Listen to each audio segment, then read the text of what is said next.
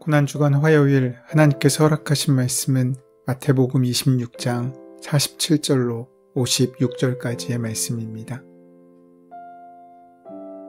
말씀하실 때에 12 중에 하나인 유다가 왔는데 대제사장들과 백성의 장로들에게서 파송된 큰 무리가 칼과 몽치를 가지고 그와 함께 하였더라. 예수를 파는 자가 그들에게 군호를 짜 이르되 내가 입맞추는 자가 그이니 그를 잡으라 한지라. 곧 예수께 나아와 랍비여 안녕하시옵니까 하고 입을 맞추니 예수께서 이르시되 친구여 내가 무엇을 하려고 왔는지 행하라 하신대 이에 그들이 나아와 예수께 손을 대어 잡는지라. 예수와 함께 있던 자 중 하나가 손을 펴 칼을 빼어 대제사장의 종을 쳐 그 귀를 떨어뜨리니 이에 예수께서 이르시되 내 칼을 도로 칼집에 꽂으라. 칼을 가지는 자는 다 칼로 망하느니라. 너는 내가 내 아버지께 구하여 지금 12군단 더 되는 천사를 보내시게 할 수 없는 줄로 아느냐. 내가 만일 그렇게 하면 이런 일이 있으리라 한 성경이 어떻게 이루어지겠느냐 하시더라. 그때 예수께서 무리에게 말씀하시되 너희가 강도를 잡는 것 같이 칼과 몽치를 가지고 나를 잡으러 나왔느냐. 내가 날마다 성전에 앉아 가르쳤을 때 너희가 나를 잡지 아니하였도다. 그러나 이렇게 된 것은 다 선지자들의 글을 이루려 함이니라 하시더라. 이에 제자들이 다 예수를 버리고 도망하니라. 겟세마네 동산에서 기도를 마치신 주님은 베드로와 2 제자를 데리고 다른 제자들이 기다리는 곳으로 가십니다. 그때 가룟 유다가 한 무리의 사람들을 몰고 옵니다. 그들은 예수님을 체포하도록 대제사장과 장로들이 보낸 사람들이었습니다. 그때는 캄캄한 새벽이었습니다. 너무 어두워서 횃불을 켜도 육안으로는 누가 누군지 식별할 수 없었습니다. 그래서 유다는 내가 가서 인사하는 사람 그를 잡으라 하고 군호를 짜서 정한 뒤에 예수님께 나아옵니다. 유다는 경비병들에게 자신이 입맞추는 사람을 잡으라고 알려주었습니다. 가룟 유다는 경비병들과 약속한 대로 예수님께 다가와 입을 맞추고 인사를 했습니다. 스승에게 입을 맞추는 행위는 가장 존경한다는 뜻이고 사랑의 행동입니다. 지금 그런데 가룟 유다는 이 사랑의 행위를 배신의 표시로 사용하고 있는 것입니다. 예수님은 가룟 유다에게 친구여 무엇을 하러 여기에 왔느냐라고 물으십니다. 그 의도를 몰라서 물으시는 것이 아닙니다. 자신이 하려는 일을 숨기고 입맞춤으로 가장하는 유다의 행동을 꾸짖는 질문이십니다. 나에게 인사하려 온 것이 아니지 않는가? 내가 할 일을 해라 라는 의미가 담겨 있는 것입니다. 그것을 신호로 경비병들이 달려들어 예수님을 체포합니다. 다른 제자들은 유다가 경비병들과 미리 짰다는 사실을 몰랐습니다. 왜냐하면 그 당시 유다도 자신 역시 놀랐다는 듯 행동했을 것이기 때문입니다. 하지만 예수님께서 마지막 기회를 주신 그때 가룟 유다가 말씀의 의미를 깨닫고 회개하였다면 그에게 얼마나 좋았겠습니까? 그러나 유다는 벌써 눈이 흐려졌습니다.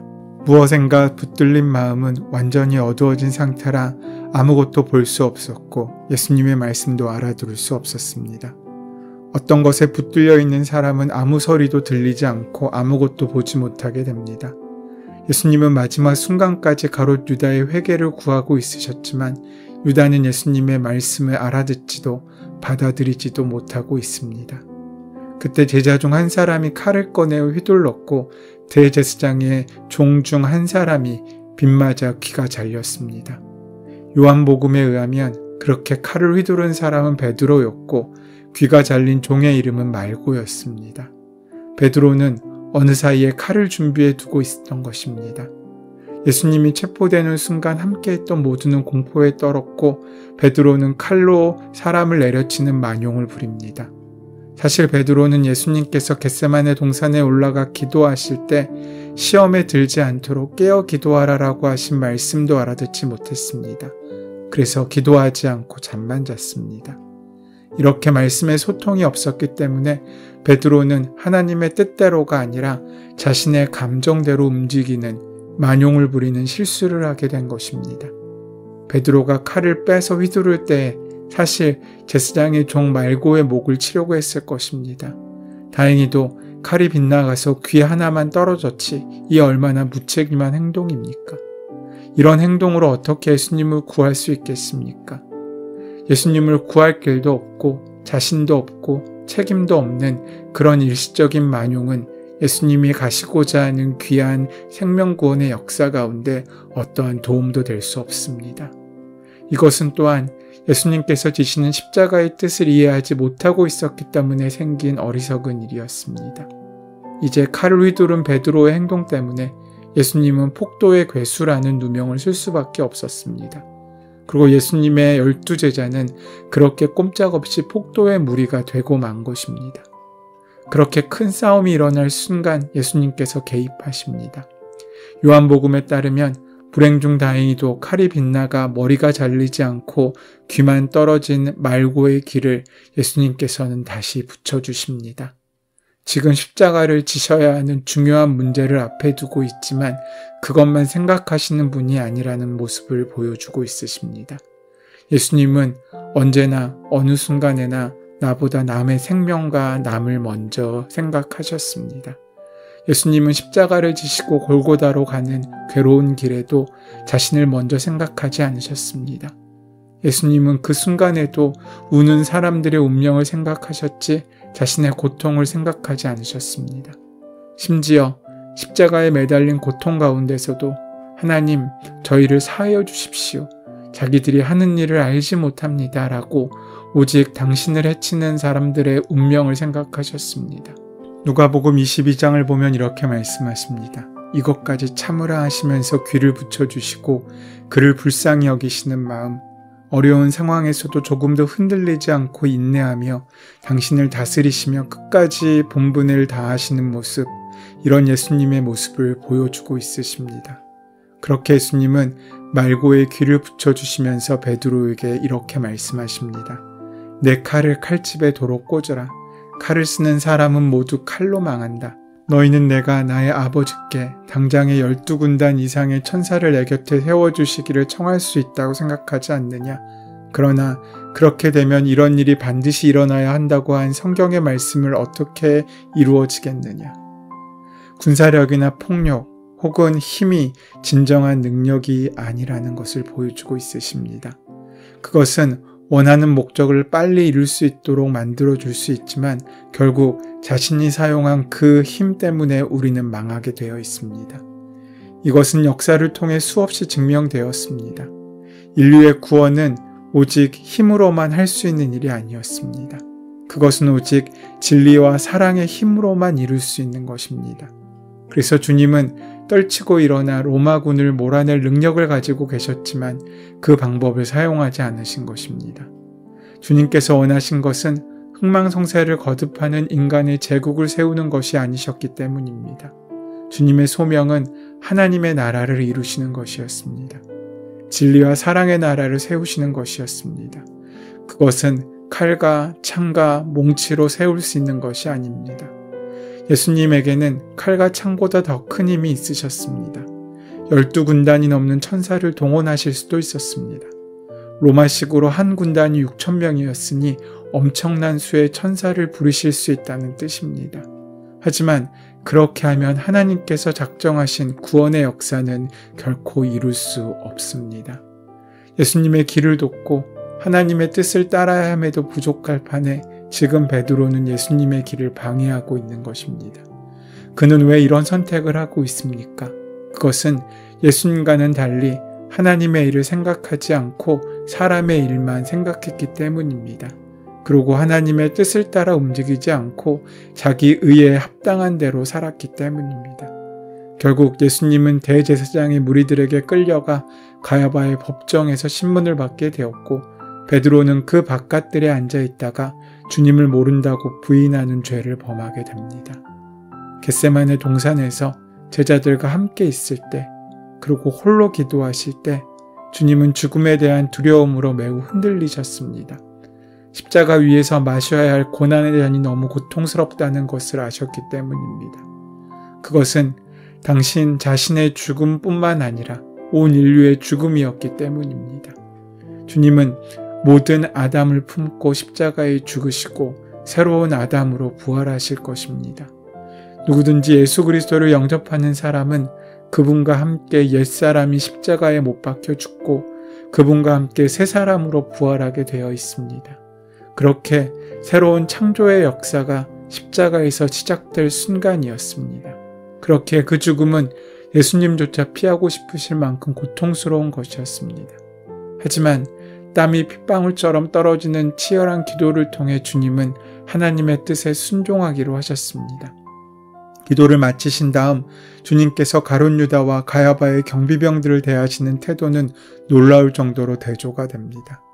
제자들에게 괴로워 죽을 지경이라고 말씀하신 주님은 이제 모든 고난에 준비되신 것입니다. 하나님이 예언자를 통해 예언하신 그 길을 가실 준비가 되신 것입니다.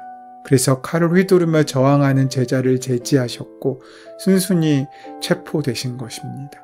방금 겟세마네 숲속에서 그렇게 치열하게 기도하셨던 분이라고는 상상하기 어려운 모습입니다. 바로 이것이 참된 기도의 능력입니다.